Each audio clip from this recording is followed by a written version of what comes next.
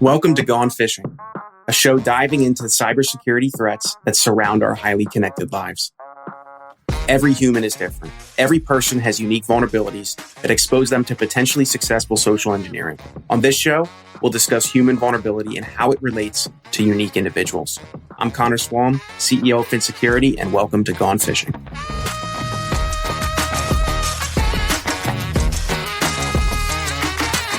Hey everyone, welcome back to another episode of Gone Fishing. I'm your host, Connor, the CEO at Fin, and I am joined once again by the wonderful Alex J. Farling. Alex, how are you? Always good, Connor. Always good. How you doing? I'm doing great. Alex is currently co-founder at Empath with Wes Spencer and Kyle Christensen, and recently exited from Lifecycle Insights. So he knows a thing or two about the MSP industry. He's not just a random guy I pulled off of the street to bring in. I mean, that can be both, right? A little bit of column A, a little bit of column B, but and I spent 16 and a half years as an MSP before that. So I've spent most of my adult life, at least the portion which I chose to act like an adult, in the MSP space. He spent twice of my adult life in the MSP space for sure. And I have the hairline to prove it. So you do have the hairline to prove it. Yeah. You do. And I mean, I'm following in your footsteps. So I'm actually 23 and a SOC analyst. That's why I have no hair. No. Exactly. You've only been a SOC analyst for 6 months, too. Right. That would do it. So a concept that we've been talking about a bunch, I touched on it in a few webinars, I talk about it with partners, is these notions of the large conglomerates in the MSP space. The two obvious, very large ones are Kaseya, now also with their data acquisition, and ConnectWise. They're buying more and more tools. They're becoming this single source of truth. Some call it single point of failure, whatever it is. But a question that I have for you is, will their message of you need this single login, you need this single portal as an MSP, you can't afford to diversify the vendors that you use, is that the right message? Is that going to land? What's the future of that? I think there's two messages to be had here, right? One is one vendor, one place to fail. The other is some of these vendors have a track record of buying stuff and not really doing so much to improve it. But just, you look at some of the products that they bought and they still look like the same product they were 5 years ago. And so there's got to be balance, if you ask me. Is there value in having one vendor to negotiate a contract with, to maintain a relationship with, to build a relationship with? Sure.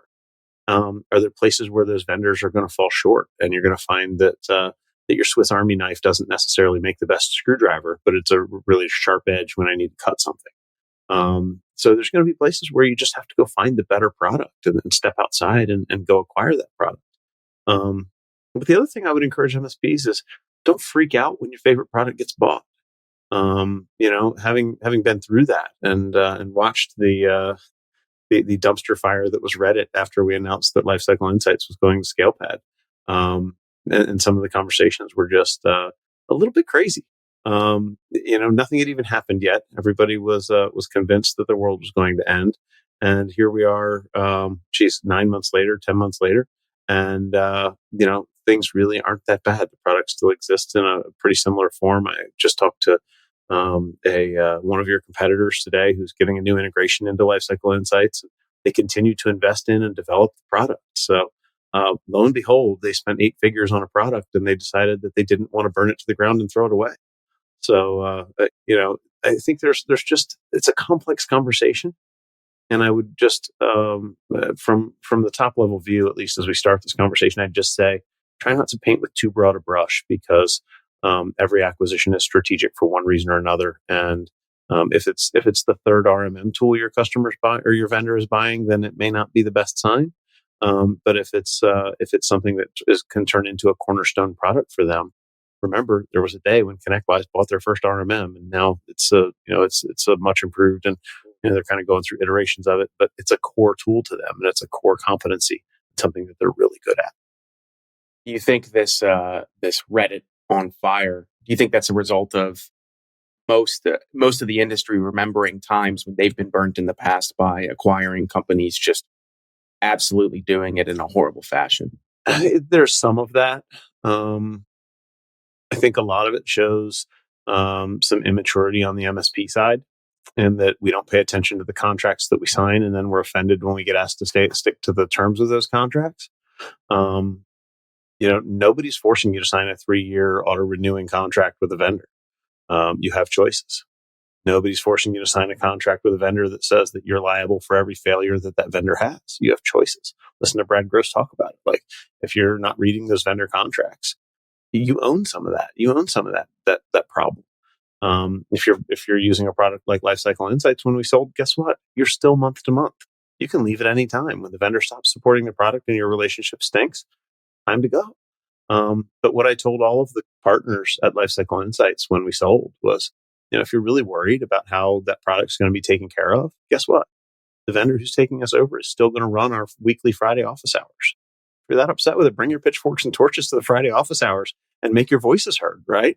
One at a time, talking to your account manager, your voice might not get heard, but if you can get a hold of a C-level executive somewhere and as a group explain the problem that there might be there, you're going to have a better experience. It's just going to wind up better for you. So MSPs need to think more strategically and not spend so much time just freaking out on Reddit over every little thing that goes on. Quite frankly, I think for guys who should be really busy, we have way too much time to spend on social media platforms, whining and bitching in a forum somewhere. I'll add to Reddit that you also have a lot of time for Slack. Yeah, sometimes. And there's a lot of those, right? There's a lot of MSPs who are out there who probably could be doing something better with their time, including reviewing a vendor contract and making sure that it doesn't lapse on you, and auto renew or something like that. Well, I think you bring up a really good point. And, if we're keeping tallies of single consolidated vendor versus multiple platforms, best in class in every category, if you are working with a large vendor and they do start turning the corner into what some would consider predatory agreements, predatory contracts, even though, as you said, hey, if you're an adult running a business and you sign a contract as a business, it's not the person's fault across the table that you sign that if they're not pointing a gun to your head and making you do it. Like, you're the person who decided to do that. Right. And I think that's the thing where, and I've seen some predatory versions of that, right? There was an MSP who came to me when I was at Lifecycle Insights still, who said, hey, I bought this product and I literally just went out and signed up for a trial. The trial converted to a paid product, and that was fine, but I did it all on the web. And turns out I'm locked into a 3-year auto renewing contract. And I went out and looked at the product just to see what they had done. And in the sign up process, there was just a checkbox that said, I agree to the terms and conditions. And when I clicked the T's and C's link, it took me to another page that said, by clicking this link, you accept that your product will convert into a paying product under a contract where thou must stay for 3 years and auto renew within a 30-day window, and all of the grossness, right? If that's the product that you're signing up for, like even your free trial, if you had to put a credit card number in, just be careful, because that stuff does exist out there. And if you don't know it by now, you're not really paying attention. So let's not give anybody the benefit of the doubt. Go to all of your vendors and say, show me where it says auto renew. Show me where it says who's liable in the event that you, Mr. Vendor, gets breached. Show me where it says, what my obligations are down the road, what the term is, what the renewal is, what the terms on all of that are. Make sure you read all of that and spend a few $100s for an attorney to go over it with you. It will by far save you in the long run. But there's benefit in working with a big vendor with one contract and one vendor or one attorney bill to go out and review that contract. So this kind of cuts both ways. And I think that, the cost savings and having all of it with one vendor and being able to negotiate one big purchase with one big vendor, it's not a fallacy. It really does exist. It's harder for the guys who are a little MSP who support 500 endpoints and don't really have enough volume to go even with the one vendor if they put everything with one vendor to get them to bend on price. But as I see the $10 million, $20 million MSPs, my God, those guys, they spend a truckload with one vendor. And it's a relationship that adds a lot of value back to them because they know their account managers. They know the strategic points of contact. They know the sales engineers and the engineering team. They understand how to use that vendor to their advantage. And so, like I said, I could sit on both sides of this conversation and have as the little guy poking up at ScalePad before they had acquired us. There's a lot of conversations where the little guy really does shine, right? The CEO's on the Friday conference call and having interactions with their customers. It's just a different world. But to ScalePad's credit, right? They've bought 6 products in the last couple of years, in the last year. They still are putting C-level executives on Friday calls and bringing the community together and doing a lot of things right. So are they perfect? No. Is Finn perfect? Is Empath going to be perfect? No, we'll all stumble. But I think we as a community owe it to our vendors to, when we call them out, give them a chance to make it right. And we are way too in a hurry to go to Reddit and start a dumpster fire in a poor me session than to go deal with the problem like an adult. And sometimes we got to go call our attorney and go fight the fight. But I just don't think it should come to that in most cases. If we've done our due diligence, if we know who we're working with, if we know what we're doing, this is about that ounce of prevention being worth a pound of cure, right? I always enjoyed that about Jason Slagle, is when he'd call a vendor out. It's not just let's get the torches, the pitchforks, and the baseball bats with the nails in them and go beat them, kneecap them. It was, let's hold their feet to the fire and let's see what they do about it. And the vendors that responded properly, whether it was because of a security issue that somebody found or because of a misleading marketing statement that ended up getting retracted, there was always the opportunity to handle it in a way that the community at large deemed proper. And while Reddit and other communities can sometimes be a collection area for the worst of the industry, as is anonymous anything online, what most people generally agreed with was what ended up being the right thing anyway. So I always appreciate that about Jason. My respect for Slagle is that he will always come to you first. And I value his opinion. I was talking to another vendor about him, and I don't even remember how it came up, but the guy said, I'm afraid of him. Like, if I make him mad, he's the guy's a little prickly, like he's dangerous. Like, he'll go out, and people value his opinion, right? But they value and this is what I said to that vendor, was they value his opinion because it'll give you the chance to make it right first. And he's only going to really compound on you when you had the opportunity to make it right and decided you didn't really care to.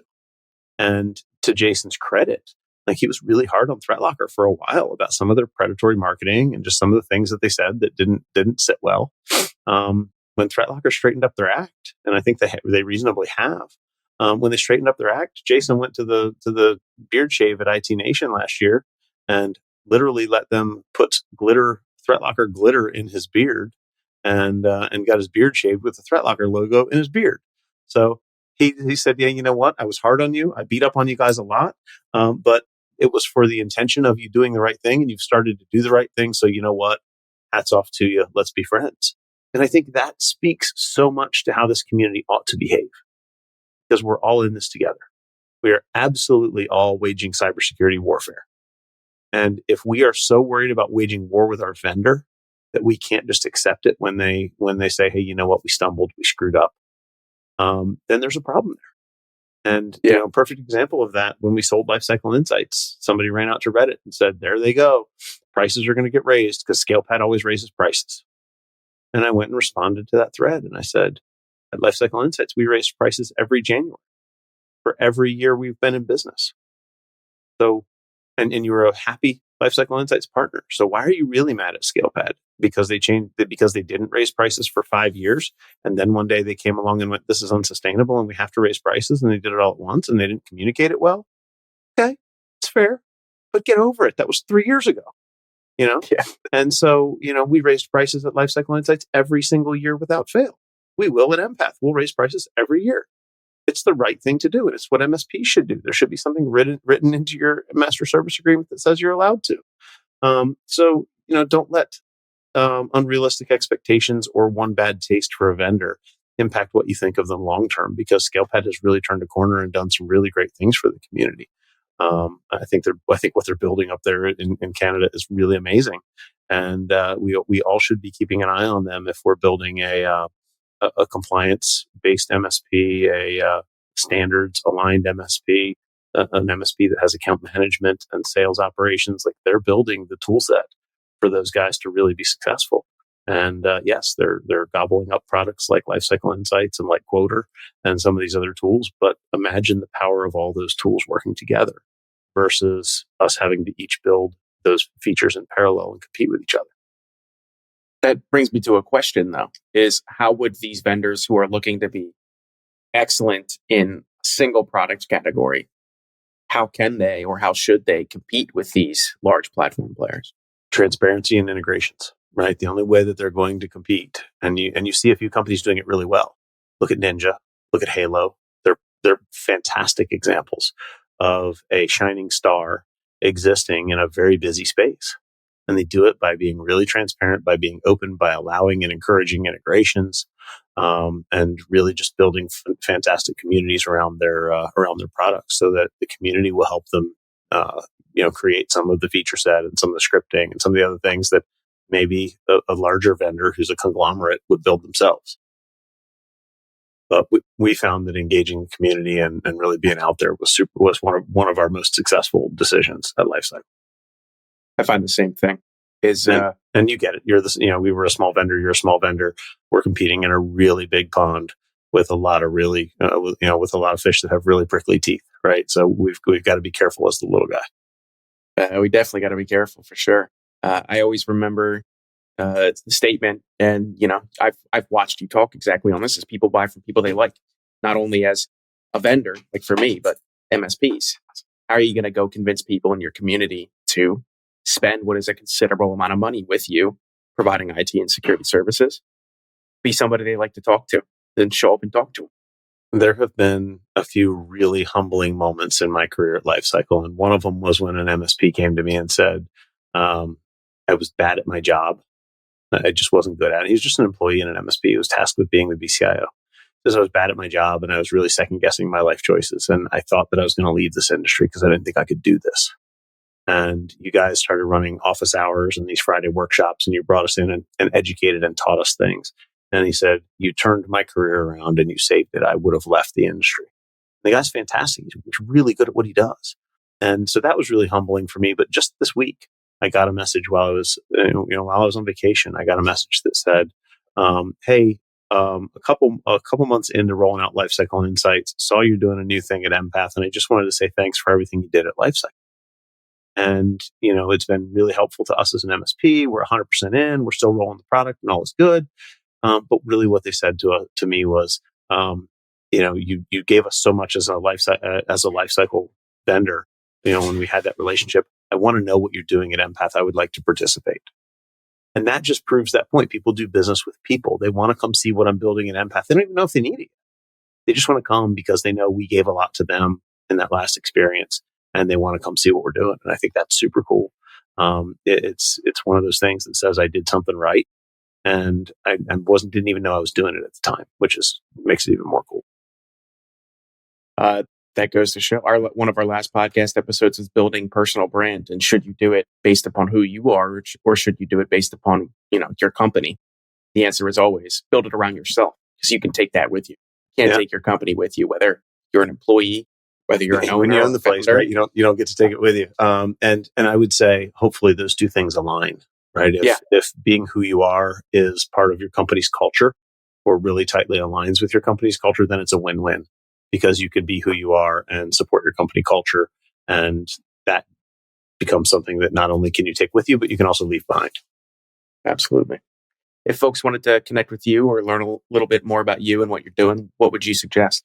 Yeah, Alex J. Farling on LinkedIn. I'm always spending a lot of time there. And then, because I'm running away from Reddit. And otherwise, empathmsp.com. And come check out what we're doing there. You can come sample a demo of the product, or maybe even see some of the new stuff that we're building. Awesome. For folks listening or watching, we'll have links to all that so you can connect with Alex and see what he's doing and what he's up to.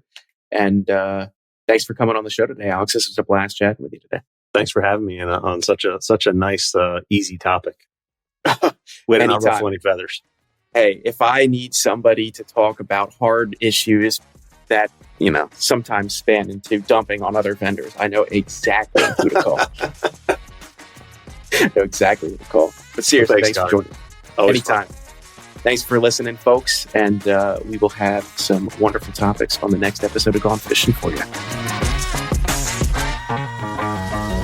Thanks so much for tuning in to Gone Fishing. If you want to find out more about high quality security awareness training campaigns, how to launch them in ways that actually engage employees to change their habits, then check us out, FinSecurity, at finsec.io. That's PHINSEC.io, or click all of the wonderful links in our show notes. Thanks for fishing with me today, and we'll see you next time.